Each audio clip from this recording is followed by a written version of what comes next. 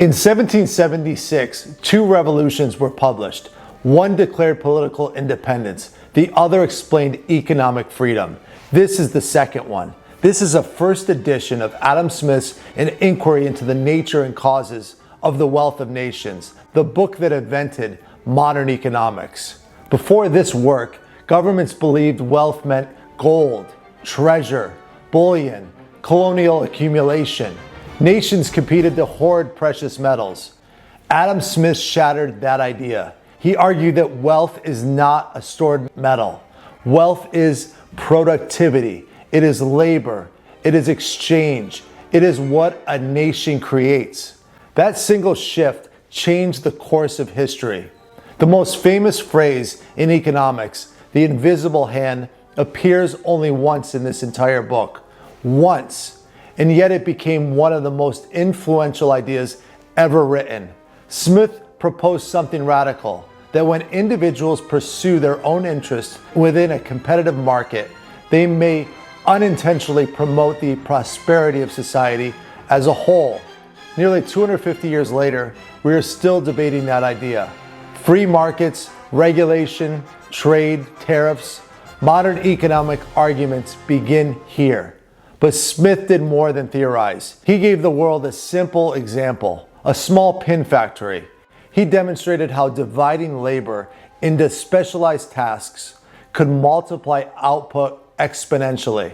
One worker making pins alone could produce a handful per day. 10 workers, each specializing in one step, could produce thousands. That idea, division of labor, became the intellectual foundation for industrialization, for Henry Ford's assembly lines, for modern corporations, for global supply chains, for the structure of the modern workplace itself. And Smith did not write this quickly. He spent 10 years building this work. 10 years during the Scottish Enlightenment, constructing a system that would dismantle mercantilism and replace it with political economy. And when it was published in London in 1776, it did not simply critique existing systems, it replaced them. Only 5 editions were published in Smith's lifetime. This first edition represents the beginning, the moment modern economic thought entered print. Its influence extended across continents. Alexander Hamilton studied it. Jean-Baptiste Say and Thomas Malthus built upon it. Even critics of capitalism must begin with Adam Smith because he framed the conversation. Physically, this is a 2-volume quarto set bound in full brown calf with elaborately gilt-decorated spines, red Morocco spine labels, and marbled end papers. It survives here in near fine condition, and it's housed in a beautiful custom half Morocco clamshell box. But the true magnitude of this work is not only in its condition, it is in its consequence.